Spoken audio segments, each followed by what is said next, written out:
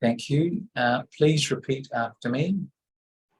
O hidden life, vibrant in every atom. O hidden light, vibrant in every atom. O hidden light, shining in every creature.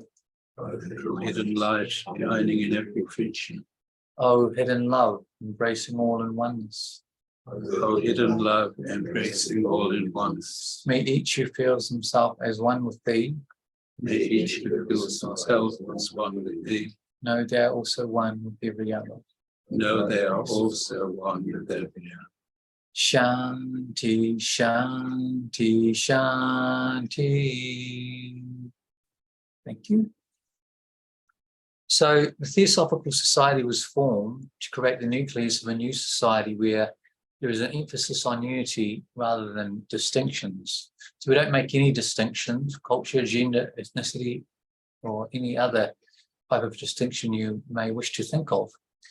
To bring about that goal of creating the nucleus of a new society, which is our purpose, where the members of that society have a deeper realization that we're all part of the one life, we encourage the study of comparative religion, philosophy and science, and investigation into ourselves and the unexplained laws of nature.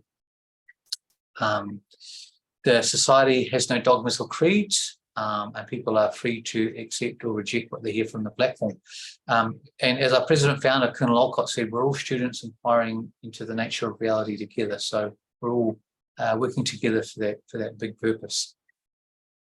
So purpose of our lodge meetings is to bring down and connect with the subtler energies, those higher energies, if you like, and disperse them out into the community, because the work of the society is to change consciousness through changing ourselves. So it's my pleasure this evening to introduce Bill Keidan. Bill has been a member of the society for many years, since he was 15 years of age. He originally comes from England, and he moved to Australia, and where he was the president of the Perth Lodge. He's also a liberal Catholic priest, and he spent time with the sage Geoffrey Hodson when he was in Perth, and then he moved to New Zealand, and he's been active in the Wellington Lodge. Bill has a lot of understanding into Theosophy, and particularly the Christian tradition. And his talk this evening as part of our study course is The Razor Edge Path to Discipleship and Initiation. So Bill, great to have you here, and over to you. Thanks. Thank you, Simon, and good evening, friends.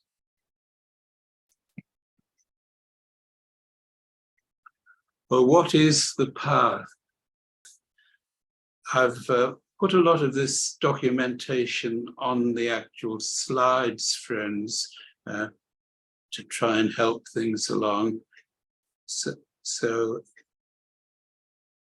in Theosophy, the path has taken on a special meaning. It's a time-proven method of moving from humanity or human existence to superhumanity, or in other words, achieving liberation from the wheel of rebirth. The path is not trodden for oneself alone, or because it's our destiny to do so, but it's also trodden in order that we may help the world. In Buddhism, this is referred to as the Bodhisattva ideal. To become a Bodhisattva or a Buddha, to be at the earliest possible time to help the spiritual evolution of others.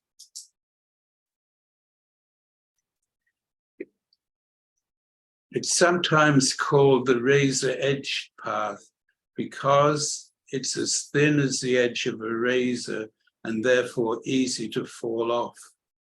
It's also known as the path of holiness or the path of hastened unfoldment. Theosophical research suggests that we can spend 777 lives in the human kingdom through the mechanism of reincarnation until such times as we achieve liberation. Although that number can be substantially extended or reduced, depending upon whether we choose to cooperate with the evolutionary impulse or not. Before we graduate from the human kingdom, we must have learned all necessary information and repaid all karmic debts incurred by our many mistakes along the way. An unexpectedly pleasant surprise is that a relatively small amount of spiritual application can have an inordinately large effect on our lives.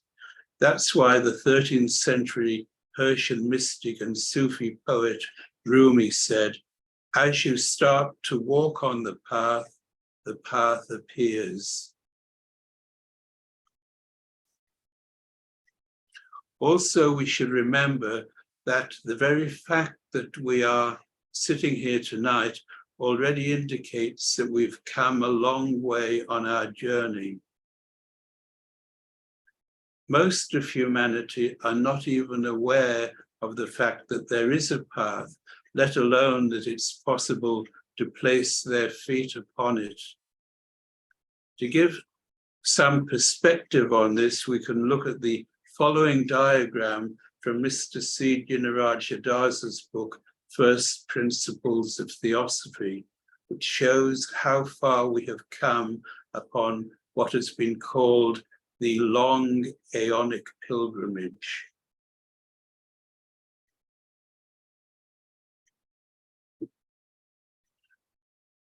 This shows the evolution of life from a point of view of consciousness.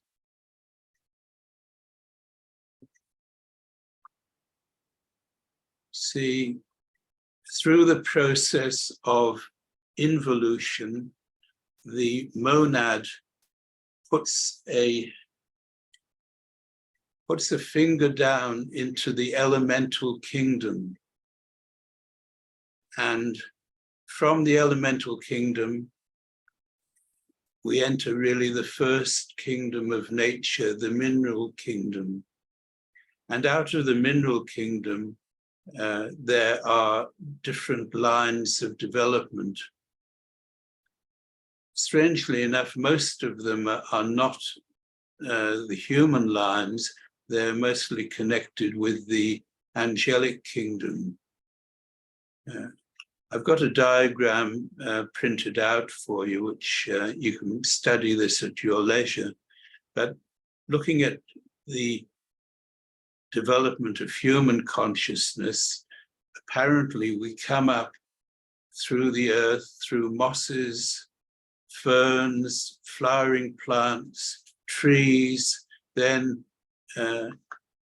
into the lower mammals or bifurcate into the lower mammals and reptiles, and then into the higher mammals. And then we become, says men here, but this was compiled before the non-sexual sort of language came into existence. And then we evolve through the human kingdom and eventually become disciples and adepts, and then we become Daihan Chohans.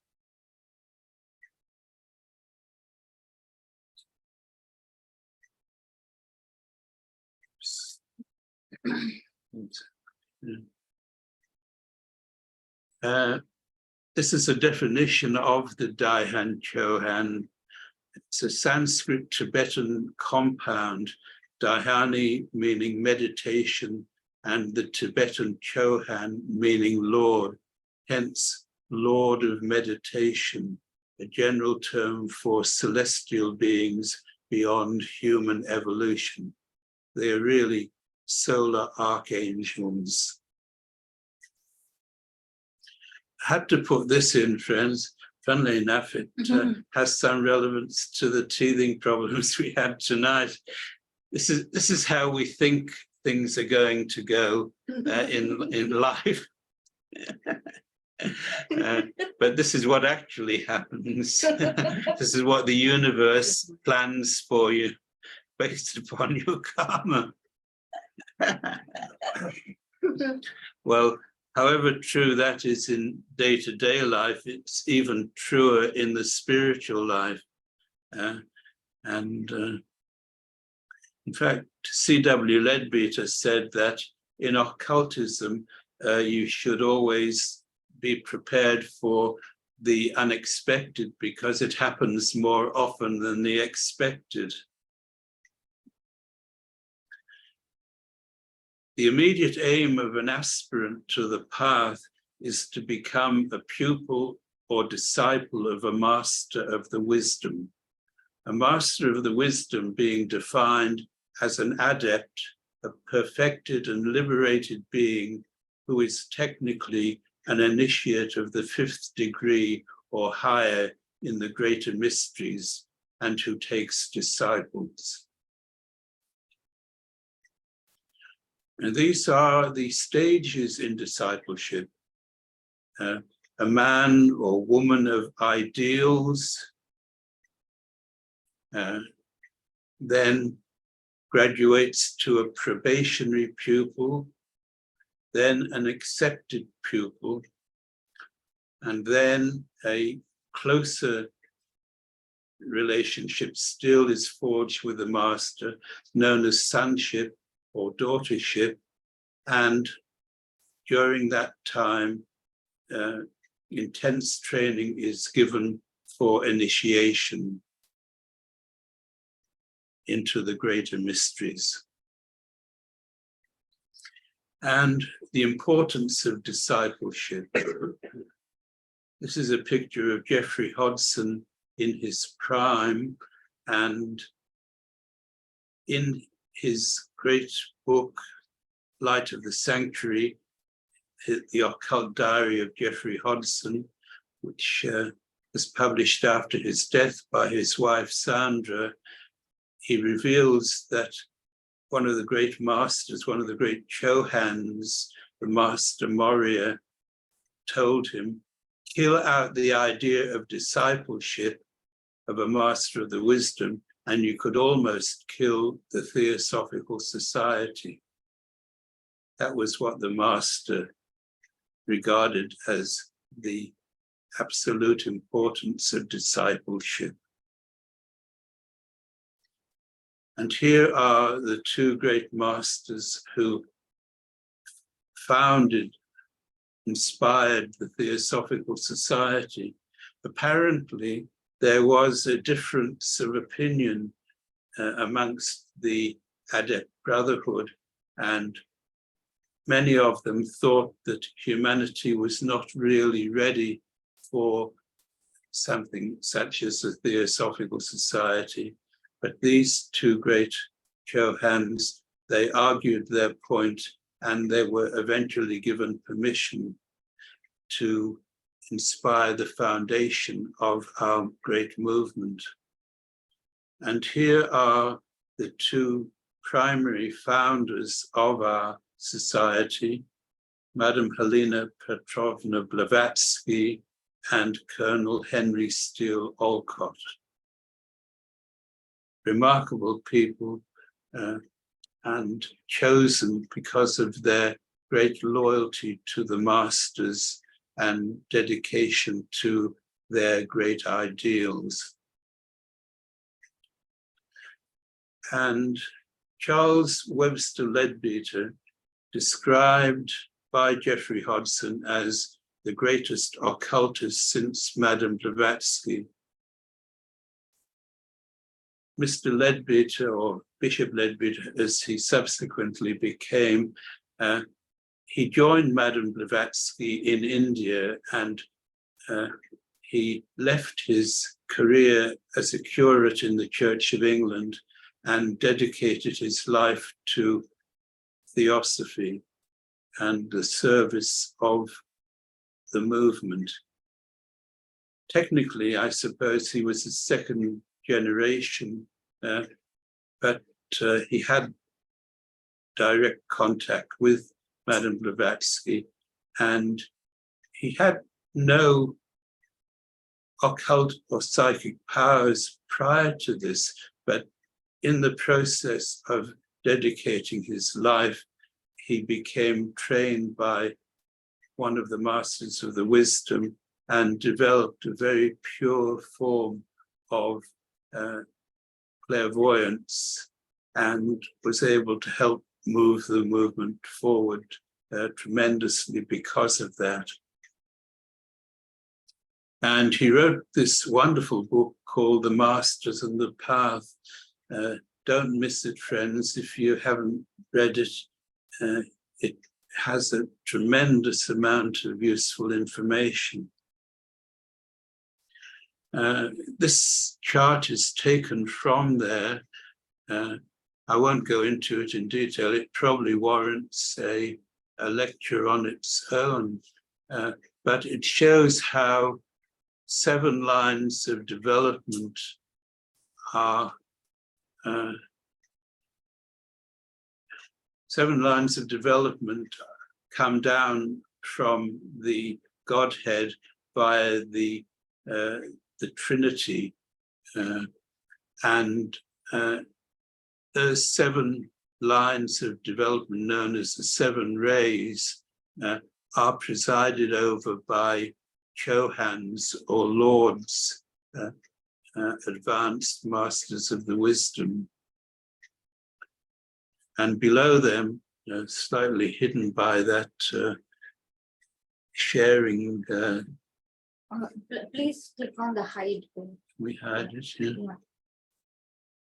Be careful, don't do stop sharing. Yeah. Right. Good.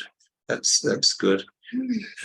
Below them are the rest of the adepts of Earth's hierarchy, said to be about 60 in numbers. So not all the adepts are masters of the wisdom. Remember, part of the definition of a master of the wisdom is that he or she is an adept who takes disciples. So some of them have functions in other areas apart from the welfare of humanity in terms of discipleship.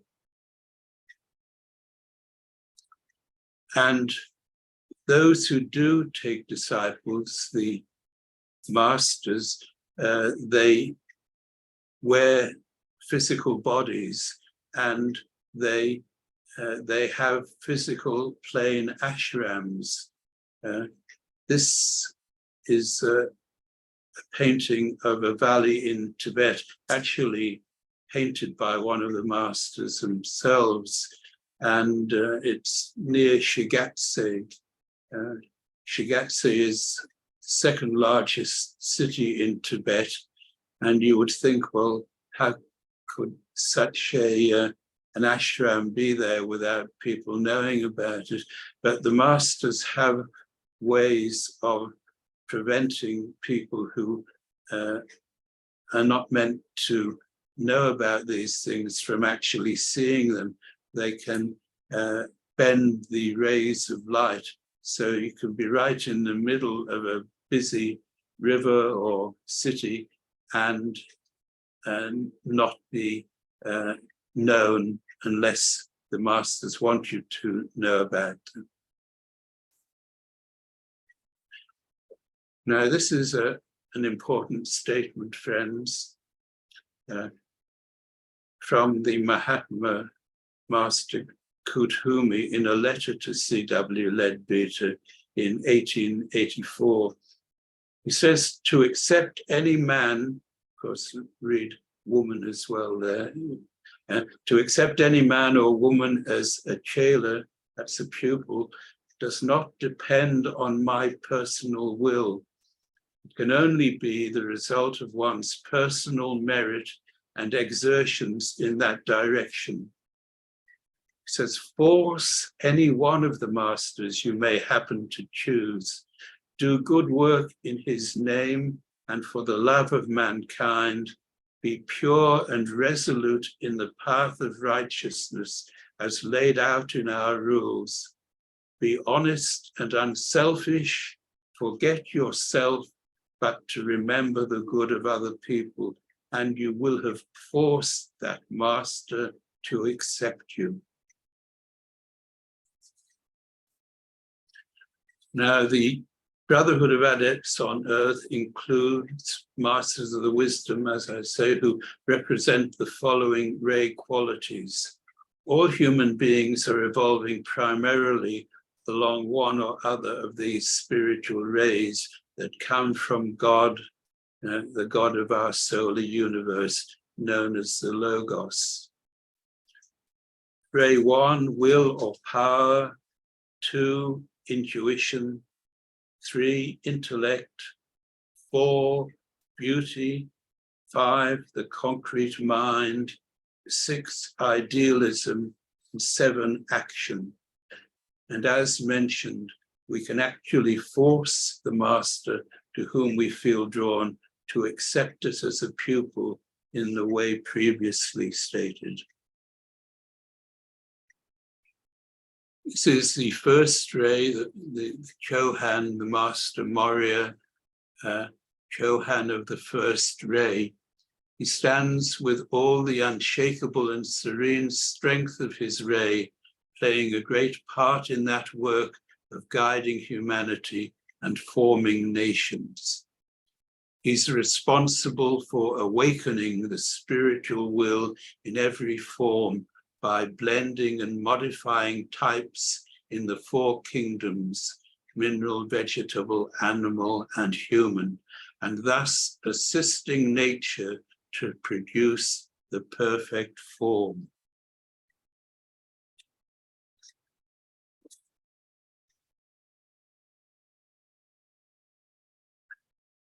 Second ray, wisdom and love.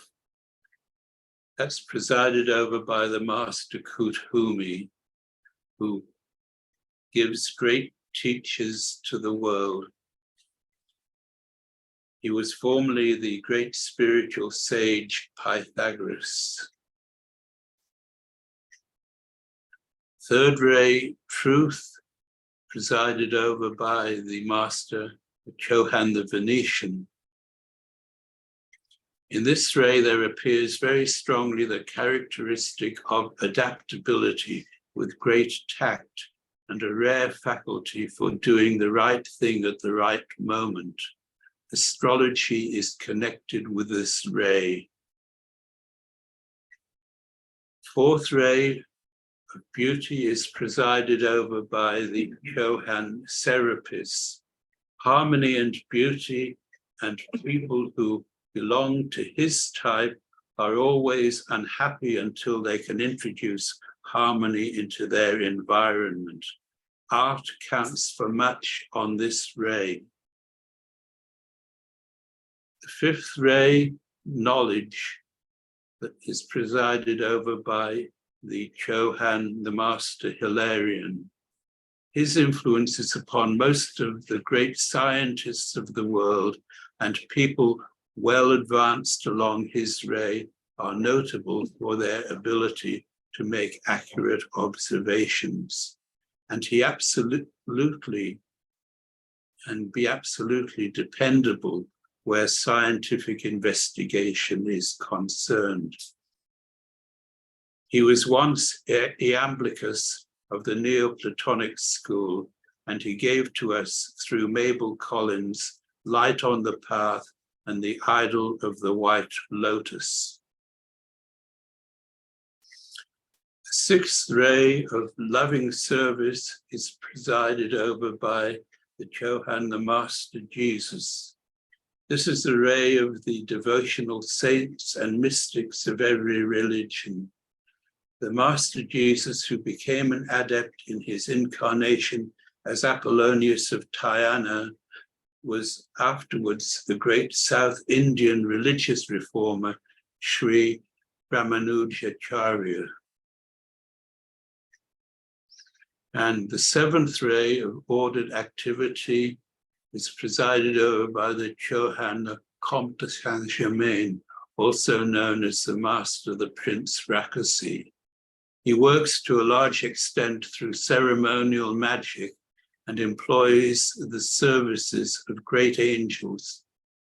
He was Francis Bacon, Lord Verulam in the 17th century, Robertus the monk in the 16th, Hyundai Janos in the 15th, Christian Rosenkreutz in the 14th, and Roger Bacon in the 13th.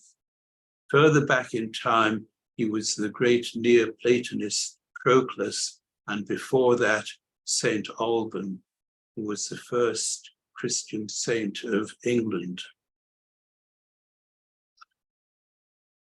We're now entering the age of Aquarius, where we're moving out of the predominantly sixth ray of devotion and into the seventh ray of ordered activity. This not only includes the use of ritual and ceremonial and increased contact with the angelic kingdom, but also a coordination of many different forms towards the end of ordered spiritual activity. And that's the Master, the Prince, Comte de Saint-Germain, working a Masonic ritual in his castle in Transylvania. At one time when I had some money in Perth in Western Australia, I got this painted according to the description that C.W. Leadbeater made in his book, The Masters and the Path. And I should mention this class of masters. These are the adept gurus. You see that the Chohan's friends are often so busy with world events that they can't always pay too much individual attention to their pupils. So they often offload the training, the day-to-day training, to other adepts who, as I say, we refer to as adept gurus. And these two well-known gurus are the Master Dwal Kul, who did much of the occult training of C.W. Leadbeater, and the Master Polydorus Aeschyrenus, who did a similar work with Geoffrey Hodson. The Master Polydorus Aeschyrenus had been known to history as Philo Judaeus, Philo the Jew, who was a great historian who bridged both the Jewish and the Christian eras. So he had great knowledge of those two religions, and he inspired Geoffrey Hodson in his writings in the books The Hidden Wisdom in the Holy Bible and The Christ Life from Nativity to Ascension.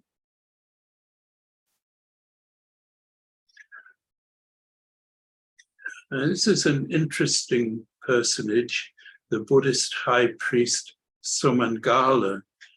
C.W. Leadbeater mentions in his book, The Masters of the Path, that he was very impressed by this Buddhist high priest, who was a very wonderful scholar, not only on Buddhism, but on other religions. And also he knew a great deal of Theosophy. And he was a great support to his Buddhist community.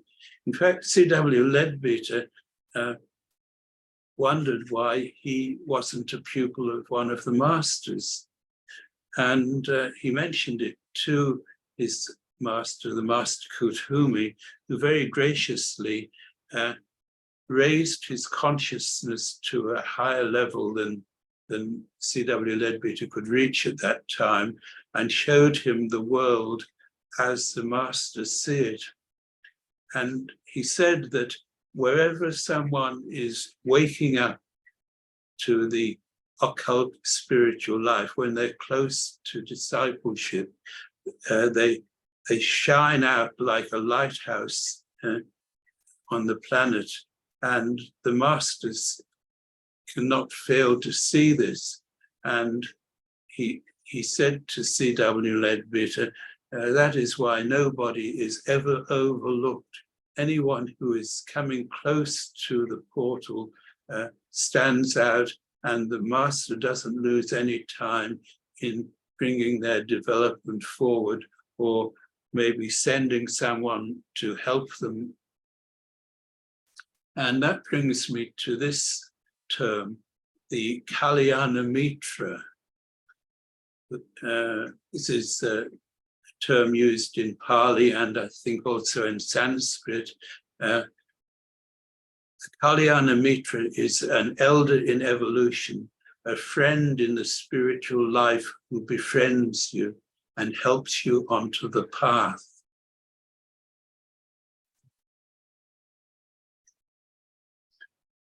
These are some interesting features of the path.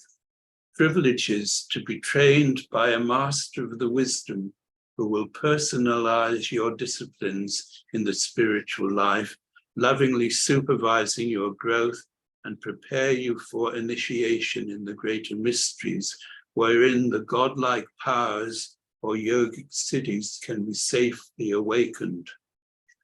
The downside, as you are gaining mastery and drawing ahead of normal humanity, both morally and intellectually, there's an enhanced risk of personality flaws which can cause a spiritual fall and a delay in progress on the path.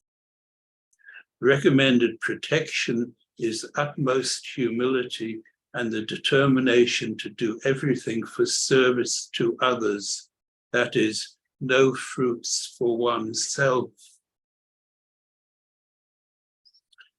And here's an interesting personage, Dr. Carl Gustav Jung, the father of a great school of psychology known as depth psychology.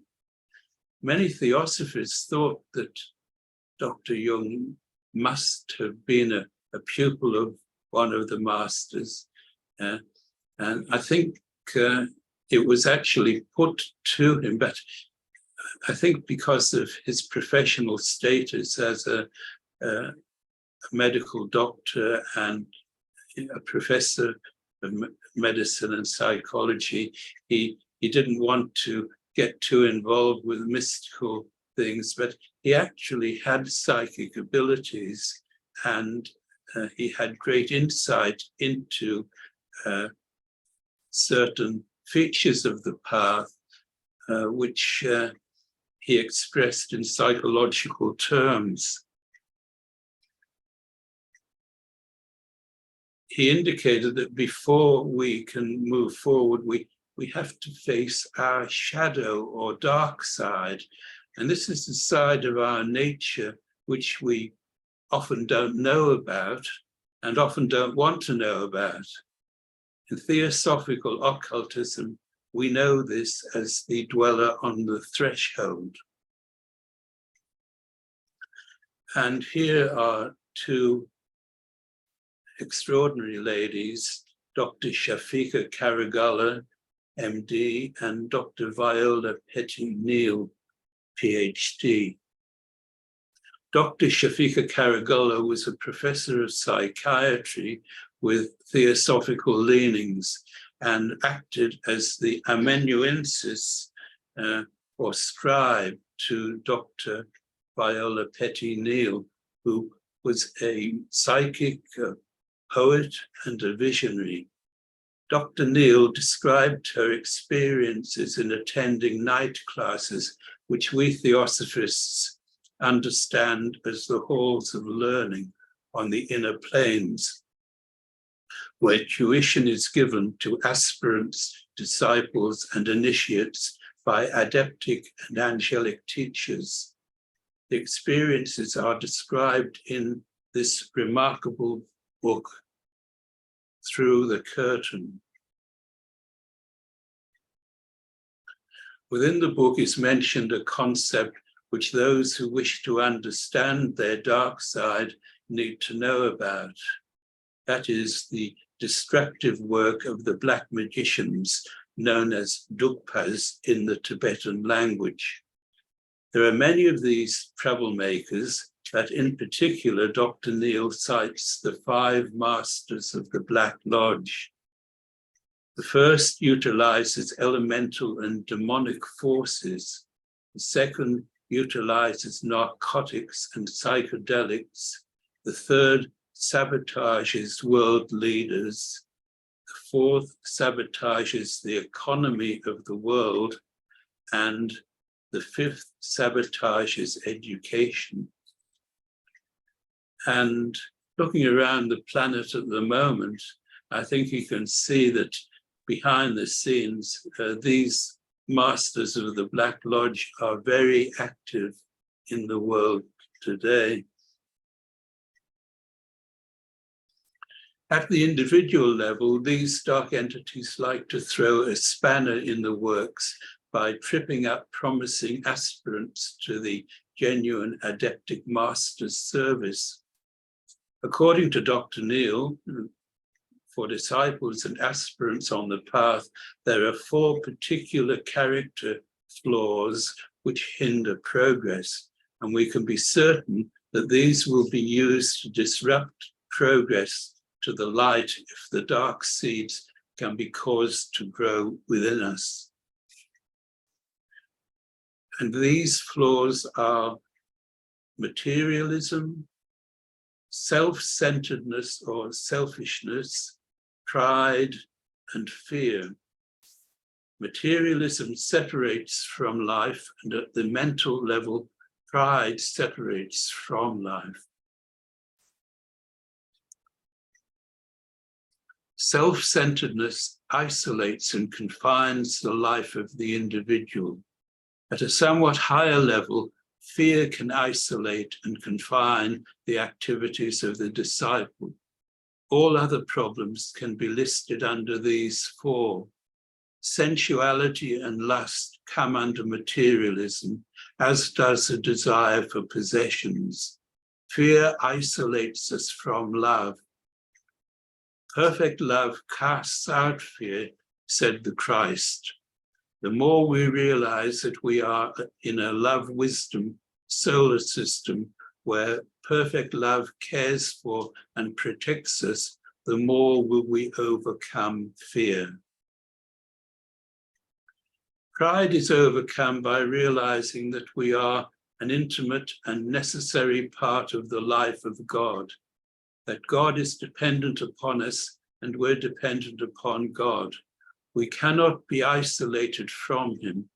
The Christ said, "In him we live and move and have our being."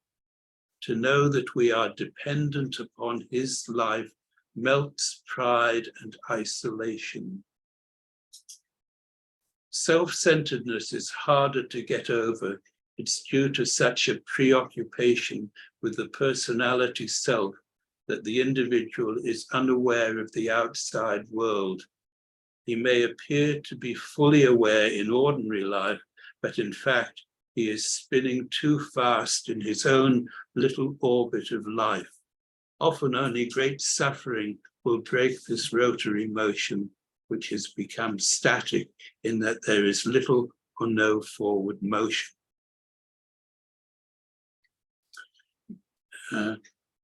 These are some examples of possible mistakes in the path life. William Kwan Judge, quite a great person in his way, and he was very close to Madame Blavatsky. And he was a lawyer and a great worker for Theosophy. But when Colonel Olcott died, Mr. Judge believed that he was destined to become the next international president of the Theosophical Society. Sorry, did I say Colonel Olcott? When Annie Besant died. No, you were Sorry, right. sorry, I was right the first time. Sorry. Yes, he believed that he was destined to become the next president of the Theosophical Society. And apparently what had happened was that one of the masters of the black arts, one of the Dugpas, had pretended to be his master and formed an astral image of his master, a simulacrum, and told him this information that he was destined to be the next international president. And I'm afraid Mr. Judge got sucked in by that. However, because he'd done so much good work for the Theosophical Society, when he died, his real master appeared to him on the inner planes and said, "You're forgiven, come to my ashram." So it wasn't a total disaster. But in the meantime, what had happened was that Mr. Judge had formed another Theosophical Society in the United States, and it split away from the Adyar Society. And not normally, that would, such a serious split in the master's work would have caused a major fall. But because of the good work that he'd done, he was forgiven. But it just goes to show how careful you have to be. And this is a gentleman who I was privileged to know in Perth. His name was John Wilkinson, or Jack as we knew him. And this shows him with great old man Bishop Leadbeater sitting in the center there. And Jack was a disciple of C.W. Leadbeater and believed to be one of the two initiates in the Theosophical Society in Perth at that particular time. However, what happened with Jack was that, I met him when he returned to the Theosophical Society after having left for many years to follow Krishnamurti. Here's another issue. The Indian philosopher Jiddu Krishnamurti wrote one of the most important of our theosophical books, called the Masters. At the feet of the At the feet of the Master. And this was such a tragedy in a way, but this little book is the most succinct story of how to get onto the path. And it was given to Krishnamurti when he was 14 years of age by his master. And it remains a theosophical classic. But what happened was that C.W. Leadbeater and Annie Besant believed that Kay was destined to be the vehicle of the Master, the Lord Christ, not the Lord Christ himself, but the world teacher, the Lord Christ. And Krishnamurti went along with this for a long time, but gradually he drew away from the idea. And in 1929, he deserted the Theosophical Society and declared that, in an extraordinary turnaround, that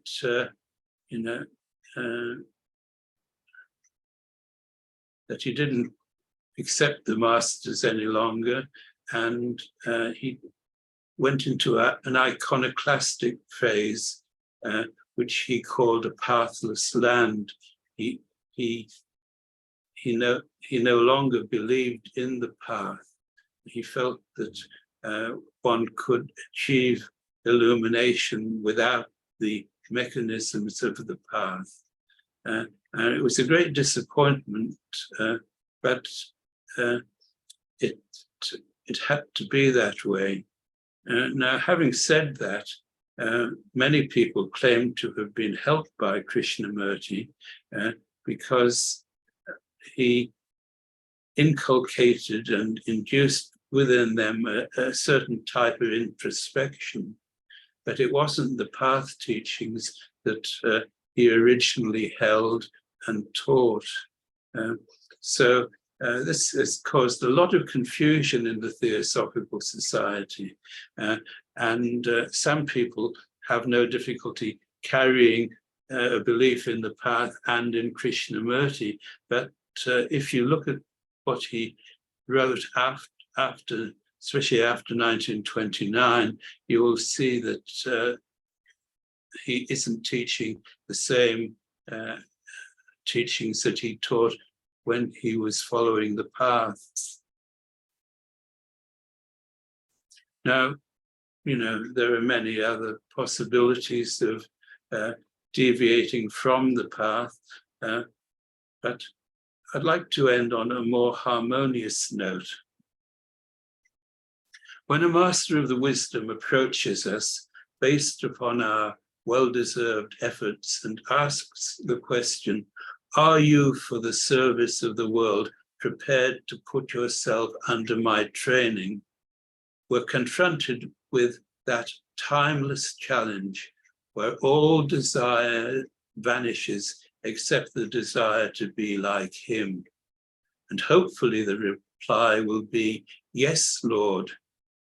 Thereafter, the worldly life starts to fade and the call of the spiritual becomes increasingly dominant in a life of service and sacrifice, which in the normal course eventually leads us to initiation and adeptship. Thus, the path ideal remains the planetary training system for those who wish to enter into the heart of the universe, prompting the question, why not I?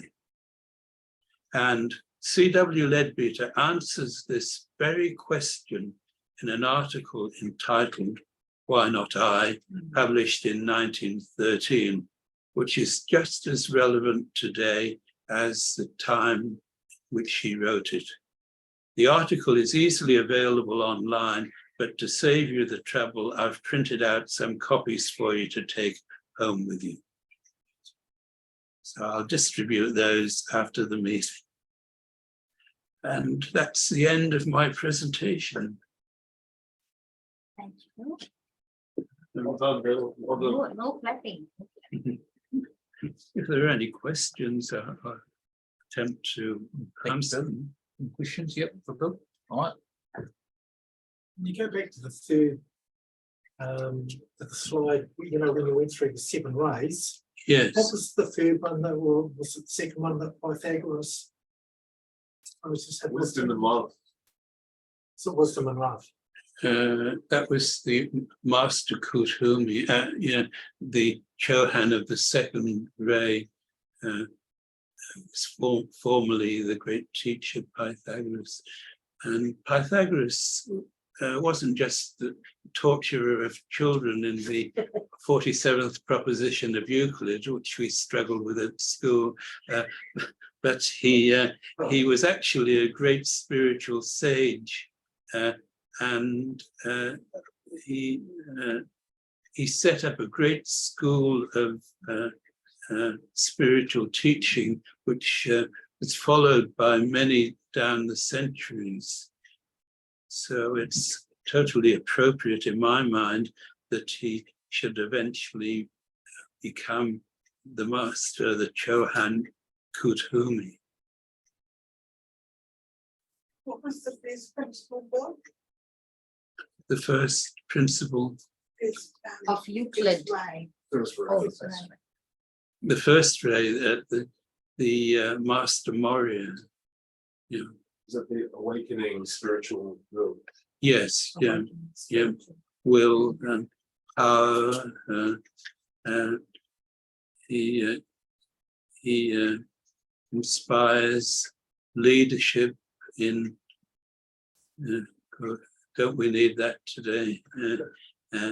And all those dynamic leadership qualities in people, and very military in bearing. In fact, he had many incarnations as a soldier and military leader, an emperor, all those sorts of things. Incidentally, I should have mentioned this, but Krishnamurti was deemed so important that C.W. Leadbeater and Annie Besant investigated many of his past lives, and you can read those in a 2-volume book called The Lives of Alcyone, or Alcyone. I prefer the Greek version, Alcyone, because it's a star name, which that's how it's generally pronounced. And you can see how he earned the right that came to him in this life, which in the end he decided not to take up, because he had been of such service to masters and emperors and people who eventually became much more advanced in evolution. So he had to be given this opportunity. Yeah. Can I ask, Apollonius of Tyana, that's an interesting character that you probably know more about, but he was a contemporary at the time of Jesus. And also, is that right? It was the first century AD. He's sometimes called the pagan Christ. Right. But Obviously, worker, wanderer. and impressed society in which he lived tremendously. But you see, the tradition in regard to adeptship is that all the other initiations are conferred upon us, but the fifth initiation of adeptship, we take it when we're ready in some mysterious way. So Jesus had done all the necessary preparation in that life, and as an advanced arhat. And so in the next life, as Apollonius of Tyana, he claimed the adeptship, without any further ado. Because he'd done all the spade work previously. I found it interesting when you said he was also Ramanujacharya Yes. in India. So does that mean after adeptship, they can still choose to incarnate? Yes, absolutely. Because one of the lines of post-adeptic development is to come back and be a teacher. So that has happened on several occasions. Another interesting case would be the Comte de Saint-Germain. Bit hard to know when he took adeptship. I mean, his life as Sir Francis Bacon was so advanced that wouldn't surprise me if he become an adept in that life. But certainly as the Comte de Saint-Germain, he probably was an adept at that time, and he had a tremendous effect on the world in that life as a teacher and miracle worker. It's interesting, Bill, in terms of HPB in India when they went to open the lodge out in the villages, and HBC, look, we're going to open lives to a few people. Would you come along? They weren't that kind of dedicated. Well, anyway, they chose not to go. Oh, it's just out in the villages, no problems. But there was Mahatmas in the audience. Is that right? Was But the when they opening of the came lodge. back, when they came back, she said, if you had come there, you would have met the Mahatma in physical form. Wonderful. Yeah. Yeah, so I haven't missed a lodge meeting since then, since I heard that story. Well, one of the Mahatmas said, I think it was in the Mahatma letters, only we know the full worth of Madame Blavatsky.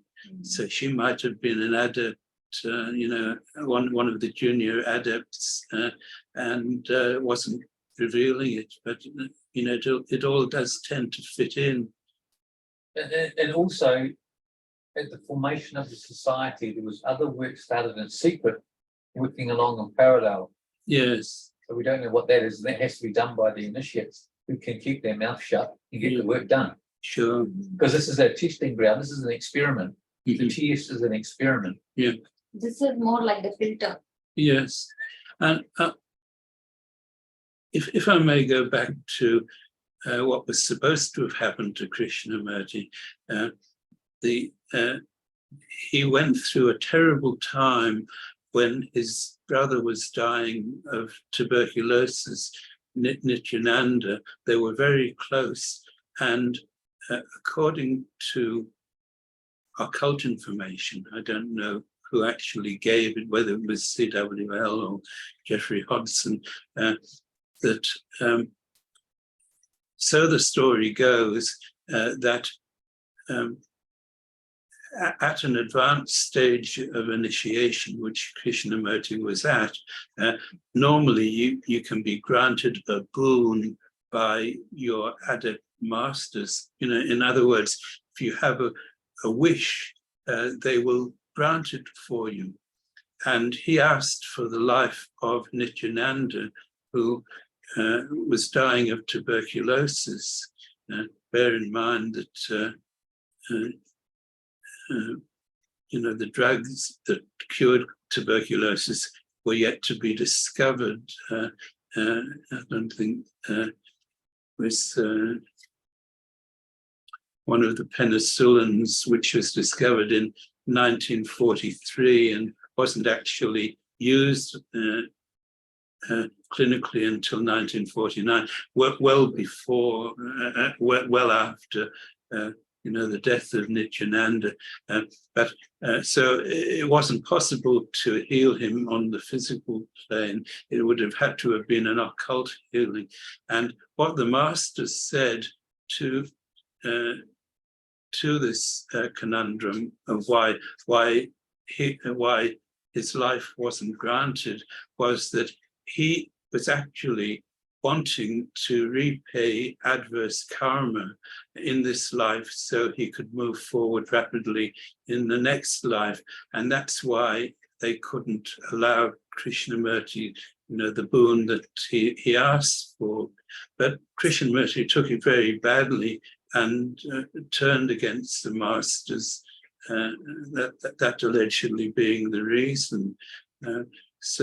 But a great person like that will come again in due course, but it's a great shame that the original plan didn't go ahead, because he had made great sacrifices for the Brotherhood and for the work, the masters allowed him to become a world philosopher, a significant philosopher in the world, but he of course left the path directly, but he was able to help certain people in other ways. So it wasn't a complete tragedy, but that's what the occult and traditions sort of tell us about what happened. But of course, people who are fans of Krishnamurti will never accept that, and they say, well, he was fulfilling his actual destiny, which I don't personally believe. There's a comment online from Maureen. She says, "Great, Bill. could hear that presentation over and over until it became memorized word for word. Inspiration. Thank you. Well, thank you, Maureen. Much appreciated. Maureen is the president of the Far North Lodge. Far North. Okay, any other questions? Can I just a clarifying question? The personification of the fourth ray. You said that was the Ptolemaic deity Serapis. Yes. Okay, that's right. And the masters of the Black Lodge, Yes. which is quite a cool name, despite the evil implication. But they're more powerful than ever in the world today. Is that the understanding, or they're losing power, or? Well, I mean, they're doing their best to wreck the planet, but there are the masters of the White Lodge who are doing their best to give us a sporting chance. So I think we can be reasonably sure that there's not going to be a nuclear cataclysm because of the good work of the white masters, but the black masters, which is really an insulting term in the sense that these are not a brotherhood at all. They're so selfish that they work in their own selfish interests. But since they have nefarious motives along different lines, there's a certain bond between them. But I think that good will overcome evil because of the powerful forces on the side of good. And we're talking about, the Adept Brotherhood, but of course there are other forces like the good extraterrestrials, which Theosophy doesn't go into a great deal, but apart from mentioning, the Lords of the Flame from Venus, who the Sanat Kumara is still the head of the hierarchy on our planet, and he is from Venus, but there are many other extraterrestrials visiting us, and most of them are helpful, and so they're working on the side of humanity as well. So the masters of the Black Lodge having to work a bit of overtime, and they will fail eventually, but they can cause a lot of trouble in the meantime. And as I said, one of the ways in which they do it is by tripping up aspirants and people who are coming close to the portal, you see. They're very vulnerable at that stage, and they can bribe them and tempt them and trip them up. So we have to be on our guard. What is that quote? No. What is that quote you said you have to overcome smaller faults at the beginning of the path? Yes. Because if later on it gets more difficult. Yes. Yeah. Bill, I had a question about the Buddha. Yes. Because he is way ahead. He's probably the 7th or 8th initiation. Eight. Would you please tell us a little bit about that? Yes. Well, this is hard for people who are traditional Christians to accept that he is at a higher level than the Lord Christ. But that's what we believe in Theosophy. Apparently, the Lord Christ, the Lord Maitreya, as he's called in the East, the Lord of loving kindness, the Lord Christ and the Lord Buddha were at roughly a similar level, but one of them, being front runners, had to take this office of the Buddha,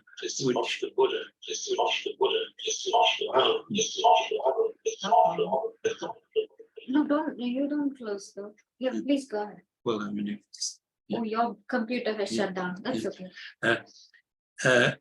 And one of them agreed to do all the extra preparation which was necessary to hold this office of the Buddha. And so So that's the occult basis of what was supposed to have happened. But naturally, they're both at tremendously high levels. But it was an office to be filled, and one of the two had to, take it, and it was the personage that we know as Gautama, who agreed to do the necessary preparation and work in order to hold that office. Can I just ask a last quick question? And this character, is it William Judge? Yes. Is he the individual who started up a society in California, which later moved to Ojai Valley? Is that The one that's called Pasadena, isn't it? The Theosophical Society, which has its headquarters in Pasadena. in Ojai Valley? Is No, Ojai is still ours. it is. It was what was the name? Mary.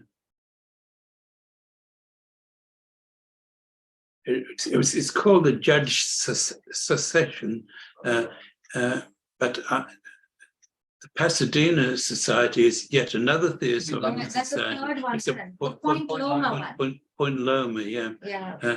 It's a Point Then it Loma. was split. The heads, they're all known by their headquarters. So there's one in Point Loma, and there's one in Pasadena, Yeah. and ours is in Adyar. So there are three Which is three Ojai is societies. part of Asia. Yeah. And there is also one more called the United Lodge of Theosophists. So, oh, right. So There's plenty of. several splits in the past. We have the banyan tree. There are many roots. So so Judge did establish a society that's still Yes, in yes. place today. Yeah, Oh, yeah. yes. Well, not only that, but he split the American section off. The Adyar Society continued to exist in America, but the bulk of the society joined his. The American. Well, It eventually came back, and today, our society is stronger again. But it caused, quite a rift for quite a while. I think it's important to realize that every branch is autonomous. So 27 lodges went with William Q. Judge in America. He had done a lot of work to establish the American section. There were, I think, only 3 lodges left. And it was Annie Besant and Countess Walkmeister who traveled all over the USA and re-established and worked for this. And they used to have meetings at the same times in opposite rooms. Yeah. So at the It was time, all very exciting but- back those days. But I might add that, when I went to the centenary celebrations of the society in 1975 in New York, John Coates, who was the international president at the time, actually invited the members from the other Theosophical societies. And his point of view was that, well, we should concentrate on the things that we have in common rather than our differences, which I thought was quite an enlightened point of view. And I think nowadays we've got reasonably. Well. Tim Boyd is doing that as well. Is he? That's great. A couple of, at least 3 speakers at the International Convention are from our sister societies. Yes. Yeah. Well, that's very good. Some of them have the. Well, I have heard that they are far more serious students than us. I'm thinking of joining. They are far more serious and very, good at their work. So yeah, I think we should end at 8:22. one more question for the back. Yeah, sure. This one, I'll pick this one. Is it fair to say that Krishnamurti, one of his major things that he tried to teach about to us through a book or whatever was transcendence? Would you agree with that? Well, he talks a lot about these sort of areas, but you see, from another perspective, you've got to do the spade work, in order to move forward in the spiritual life. And he seemed to think that it was possible to achieve this type of illumination without doing that, and that's what comes into conflict with the path, because the path teachings are, Shusham's just said, you have to do the preparation, you have to get the basics right in order to move forward. Yeah, it's interesting because Ravi Ravindra, who saw him as one of his teachers, he's been about 20 years with Krishnamurti, he made this point: insight favors the prepared. Even though he had some time with Krishnamurti and also met him Solomon from the Gurdjieff group, he still realized that you need to do the work. Now, Krishnamurti, in one sense, he was basically talking about Advaita Vedanta, where in that moment, it happens instantaneously.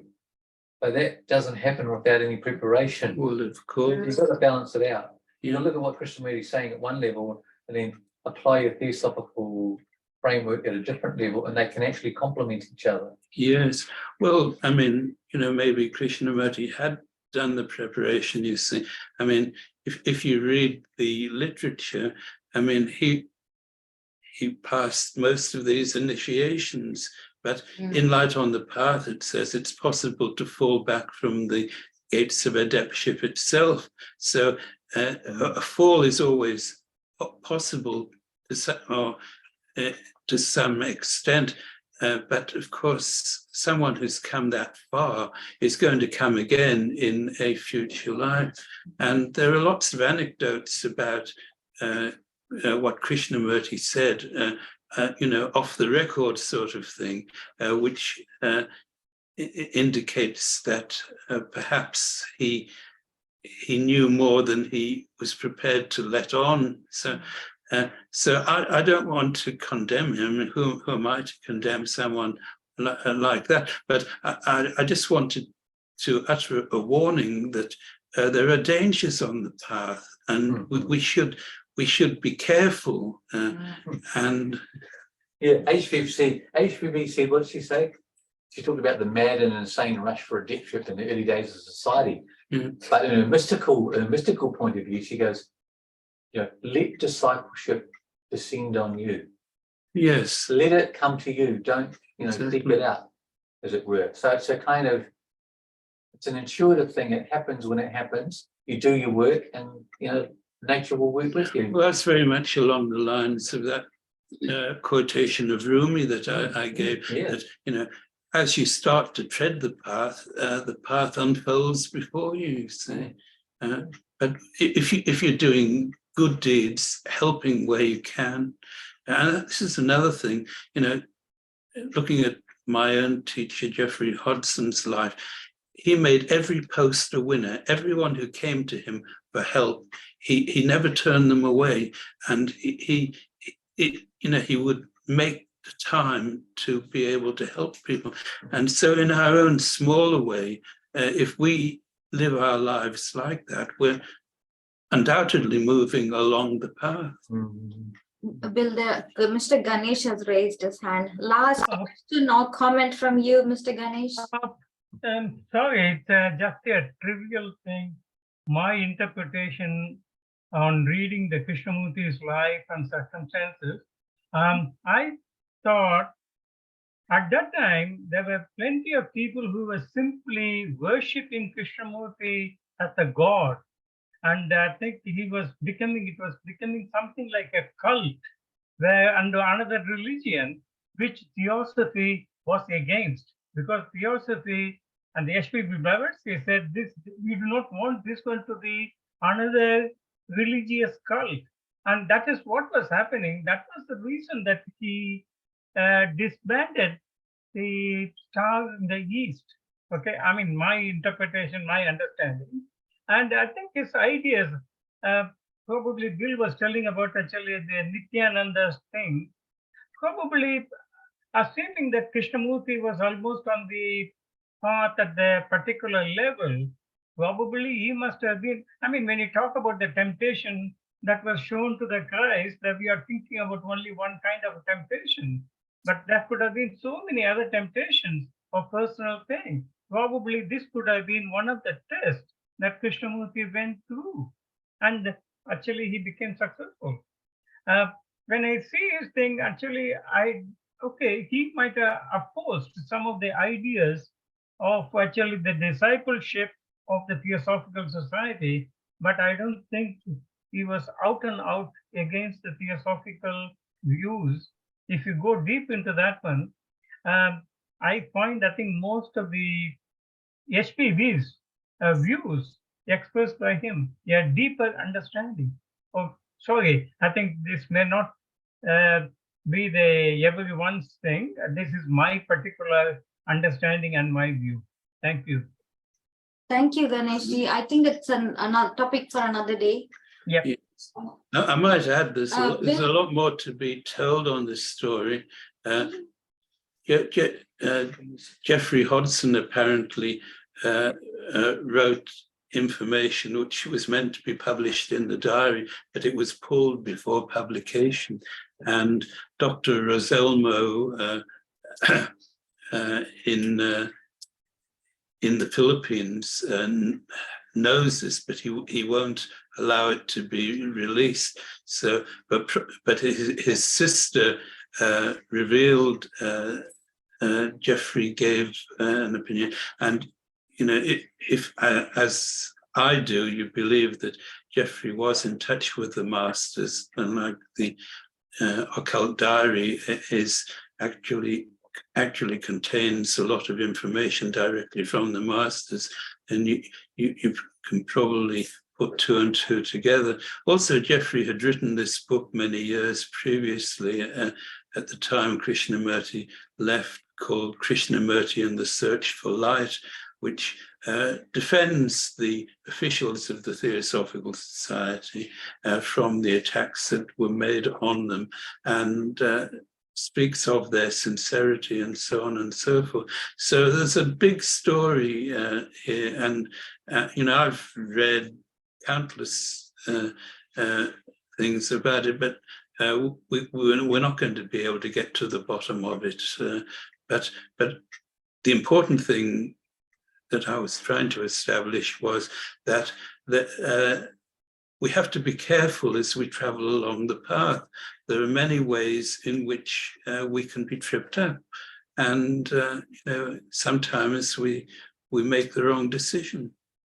Thank you, Bill. Thanks, Bill. All right. The thing is,